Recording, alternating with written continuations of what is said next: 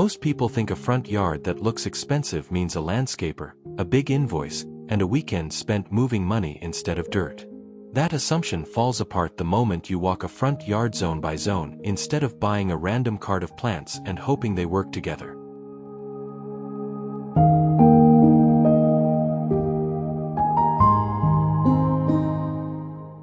This video walks the exact path a visitor takes, starting at the edge of your property and ending at your front door. Each stop along that path gets one focused upgrade, small enough to fit a tight budget and specific enough to actually finish this weekend. By the time we reach the porch, you will see how 8 small moves add up to one yard that reads as designed, not decorated.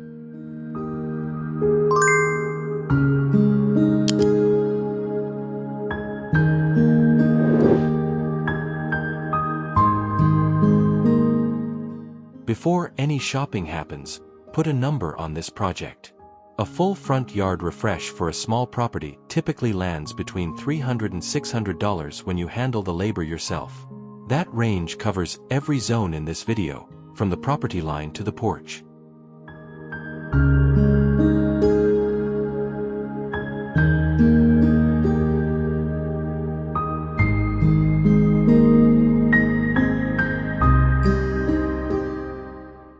Split that budget unevenly instead of splitting it equal. Give more weight to the zones closest to eye level, like the walkway and the entry, since those get noticed first and longest. Give less weight to zones that work fine with a small investment, like the mailbox bed. Keep 10% aside for the plant that dies in week 2, because it happens to everyone, and a small buffer keeps that moment from becoming a budget problem.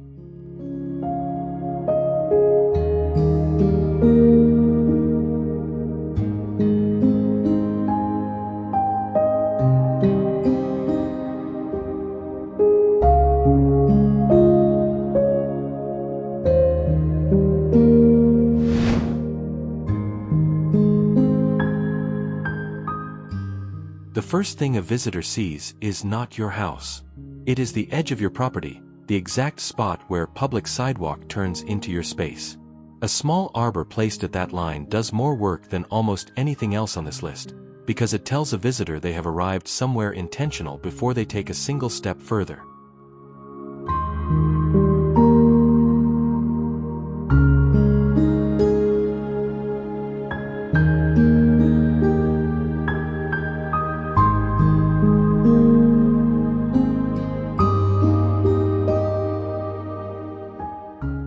A basic wood arbor kit runs around $40, and a climbing vine like clematis or morning glory will start filling it in within one season.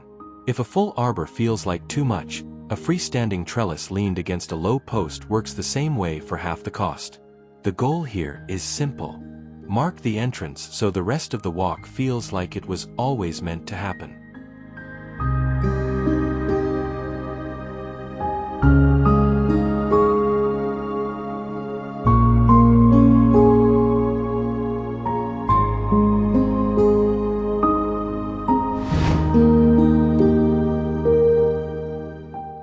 Walk past most front yards and the mailbox post stands alone in a patch of bare mulch or plain grass.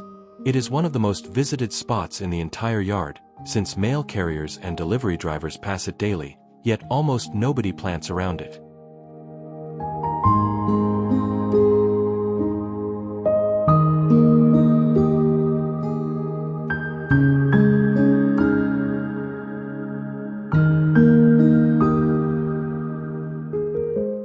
A small ring of low-growing perennials around the base fixes this in one afternoon.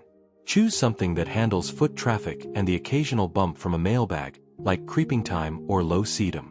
Add one taller anchor plant behind the post for height, something in the 2 to 3 foot range so it frames the mailbox instead of hiding it. This bed costs under $30 in plants and turns a forgotten post into a small, deliberate detail.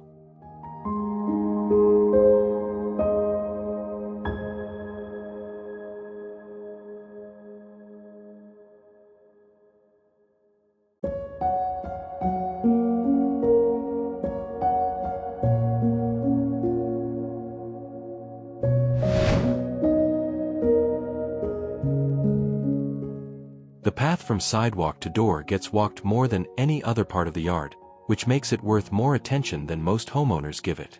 Plain concrete or bare dirt here reads as unfinished, even when everything else around it looks good.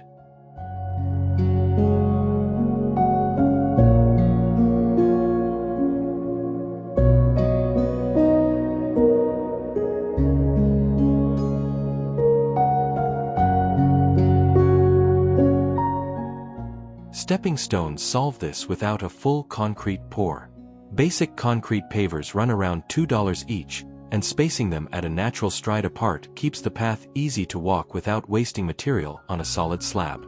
Line the edges with a low border plant like liriope or dwarf mondo grass to keep the path defined even as it grows in.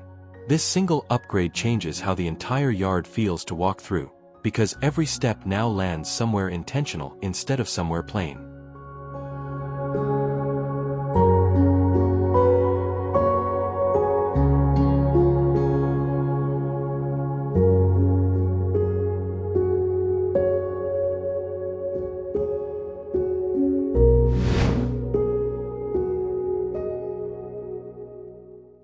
The bed running along the base of the house carries more visual weight than any other zone, because it sits directly behind everything else a visitor sees. Get it wrong and the whole yard feels unbalanced no matter how good the walkway looks.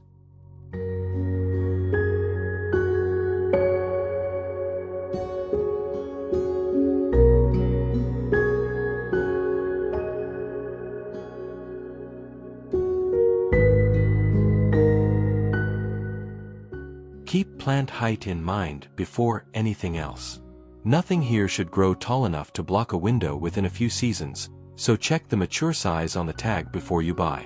Mix 1 or 2 evergreen shrubs for structure that holds through winter with a few seasonal bloomers for color that changes through the year. This combination keeps the base of the house looking finished in every season, not just the one you happen to plant in.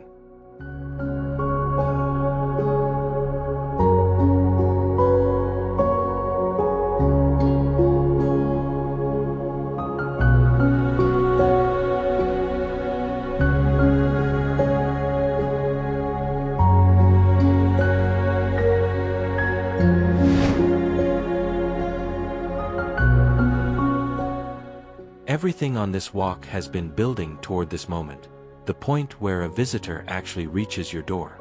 This zone gets the most attention of any spot in the yard, so it earns the most deliberate choices.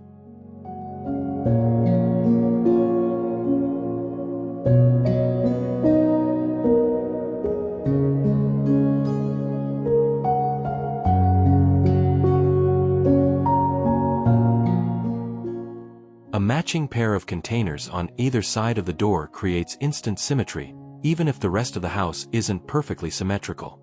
Fill them with one upright plant for height and one trailing plant for movement over the edge. If your porch light is bare or dated, a simple fixture swap for under $30 finishes the look after dark. These two moves, containers and lighting, do more to make an entry feel welcoming than any amount of extra decoration scattered around it.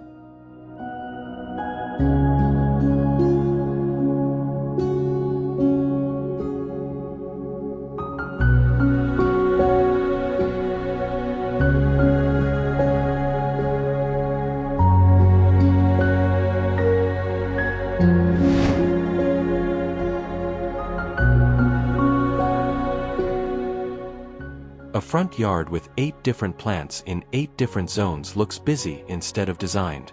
The fix is repetition. Take 2 or 3 plants already used earlier in this walk and repeat them in different spots, letting them act as a visual thread that connects the whole property.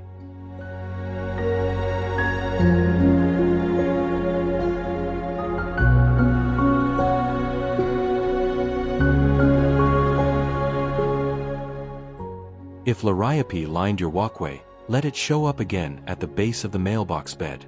If a trailing vine filled your entry containers, let a similar vine climb the entrance arbor. This is not about buying anything new. It is about looking back at the choices already made in this video and using them twice instead of once. That repetition is what makes a yard feel like one finished design instead of 8 separate projects standing next to each other.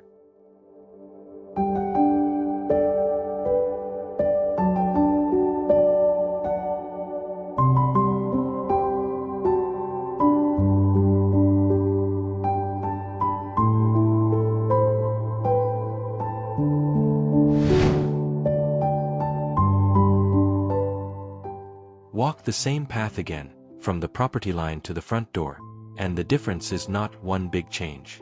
It is 8 small ones, each handled on its own terms and each costing far less than the impression it creates. An entrance that marks a beginning. A mailbox that finally gets noticed. A walkway that leads somewhere on purpose. A foundation, an entry, and plants that repeat their way into a design instead of a list.